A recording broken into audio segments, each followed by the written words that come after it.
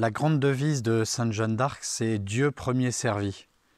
Elle répétera même au moment de son procès, au moment où on l'accusera, d'être relapse, c'est-à-dire de redire des hérésies, de mentir, alors que c'est totalement faux.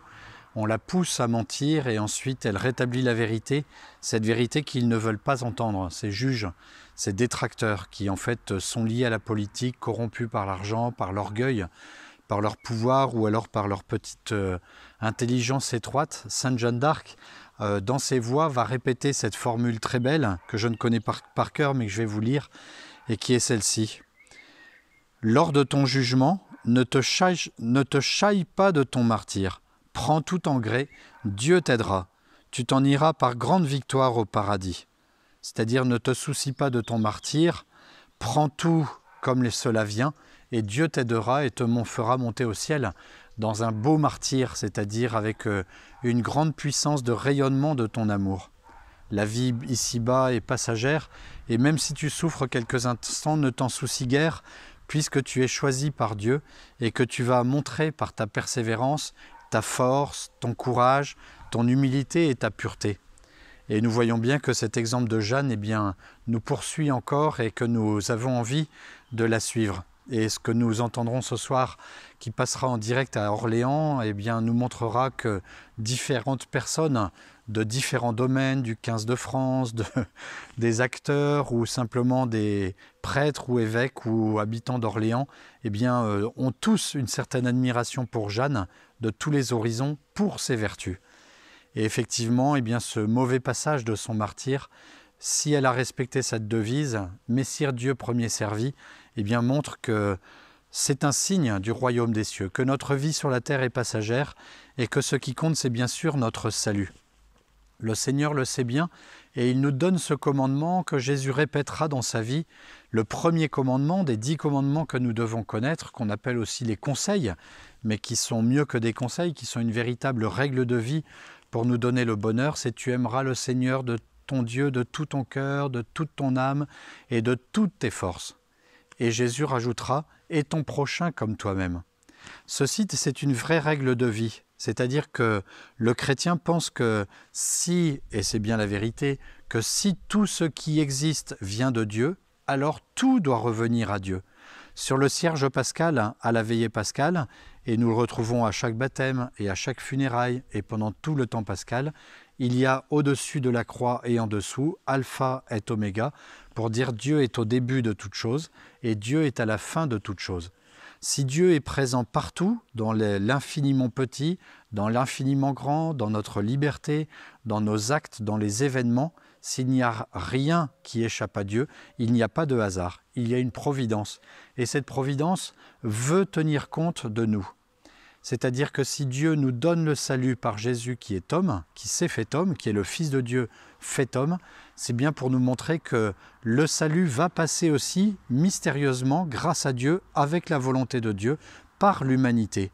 Par l'humanité de Jésus, qui va gagner tout le salut de tous les hommes de tous les temps, mais aussi ensuite par moi, qui dois recevoir ce salut et le mettre en œuvre à chaque instant, dans chaque action de ma vie. Alors comment justement mettre Dieu, Messire Dieu premier servi ? C'est d'abord évidemment de connaître son message. Comment servir quelqu'un dont on ne sait pas ce qu'il veut exactement ? Ce qu'il veut, c'est que nous soyons sauvés. Et pour être sauvés, il va nous demander de passer par 4 moyens de salut. D'abord, de vivre de sa vie divine, donc de recevoir les sacrements. On ne peut pas être chrétien sans recevoir les sacrements. Le baptême nous fait chrétiens et il nous remplit du salut de Dieu. Il nous lave dans le sang du Christ. L'Eucharistie, qui est le 3e sacrement de l'initiation chrétienne, va combler notre âme du baptême de la plénitude de l'amour de Dieu et de sa puissance. Ça c'était la confirmation. Je recommence pour Grégory, vous ferez la petite coupure, je rétablis. Donc, le 2e sacrement de l'initiation chrétienne, c'est la confirmation qui va gonfler notre baptême de toute la plénitude des dons du Saint-Esprit. Et donc nous rendre adultes, capables de Dieu dans tous ses aspects. Et puis l'Eucharistie, le troisième sacrement de l'initiation chrétienne, qui peut être reçu chaque jour comme le pain quotidien, comme le pain de ce jour, de chaque jour, va venir nous nourrir et nous habiter de cette vie divine. Si nous recevons ces sacrements, nous sommes pleinement remplis de l'amour de Dieu, de la volonté de Dieu. Et ensuite, ouverts au salut, nous aurons tous les autres sacrements qui structurent la vie sociale, et puis bien sûr qui viennent réparer en nous, comme la confession, ou le sacrement des malades, ce qui a été cassé par le péché. 3 sacrements d'initiation chrétienne, 2 sacrements de réparation et 2 sacrements de constitution de la société chrétienne par le mariage, pour la famille, par le sacerdoce, pour la famille élargie qui est l'Église et qui vient donner justement le salut, la vie éternelle, tandis que la famille donne bien sûr d'abord la vie naturelle et ensuite éduque à la vie surnaturelle. Recevoir les sacrements, c'est vouloir déjà mettre Dieu premier servi. L'Église insiste pour qu'on se confesse au minimum et qu'on ait l'Eucharistie au minimum 1 fois par an. Mais en fait, elle le recommande le plus souvent possible. Et puis, le deuxième aspect de faire la volonté de Dieu, c'est bien sûr de le prier, de savoir ce qu'il veut. Et Sainte Jeanne d'Arc, qui était très attachée au sacrement, qui a tout fait pour que les soldats puissent se confesser, qu'ils puissent avoir la messe, qu'ils puissent avoir des prêtres, qu'ils puissent respecter les promesses de son baptême, fera tout aussi, bien sûr, pour être fidèle à la prière.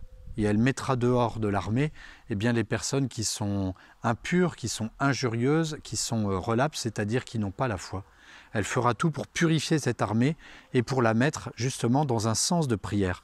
Et elle ne portera pas d'armes, si ce n'est sa bannière, écrit Jésus et Marie, pour que tous les combattants, à travers les fleurs de lys, puissent avoir cette vie de prière complètement dévouée à Dieu, qu'ils puissent combattre non pas par violence pour Dieu, mais pour respecter la volonté de Dieu mystérieuse sur le royaume de France.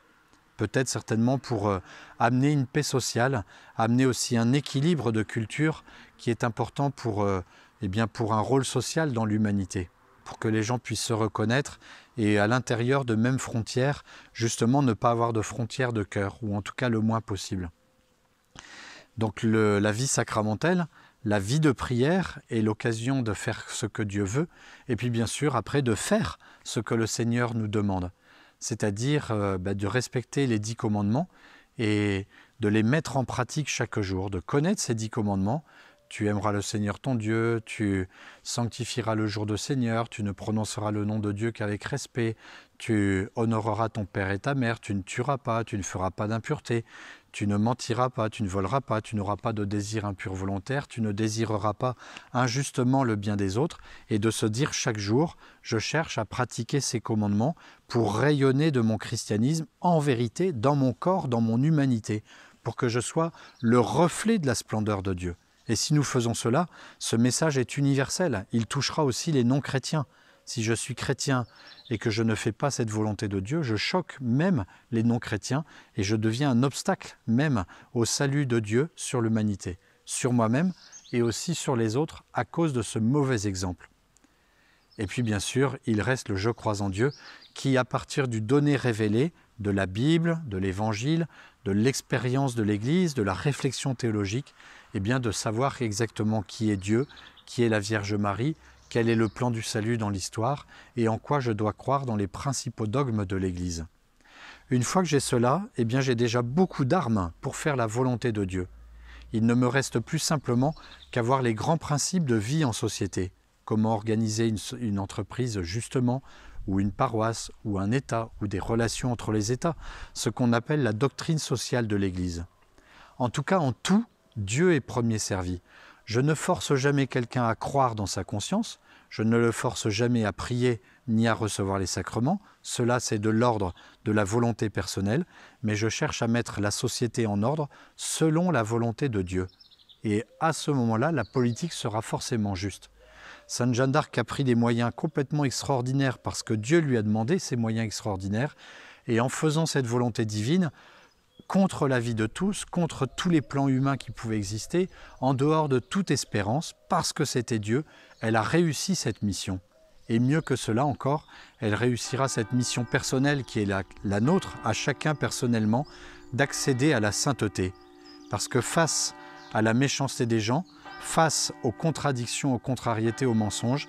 Elle a toujours affirmé la vérité qu'elle avait reçue de Dieu. Elle a toujours mis en pratique cette volonté et elle a pratiqué cette prière. Elle a reçu les sacrements quasiment jusqu'au dernier jour. On l'a privée de la communion, mais on imagine bien qu'elle a donné une communion spirituelle parfaite sur son bûcher, puisqu'elle a crié « Jésus, Jésus », c'est-à-dire qu'elle a crié son seul amour, la dernière chose qui lui restait, l'amour de Jésus Sauveur.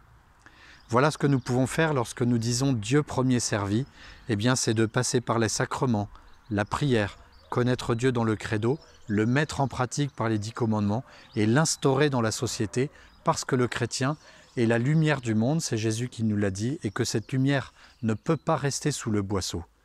N'ayons pas peur, avançons, et Dieu premier servi, ne te chaille pas de ton martyre, ne t'en soucie pas, Jésus te donnera la paix et une entrée dans le royaume des cieux magnifique.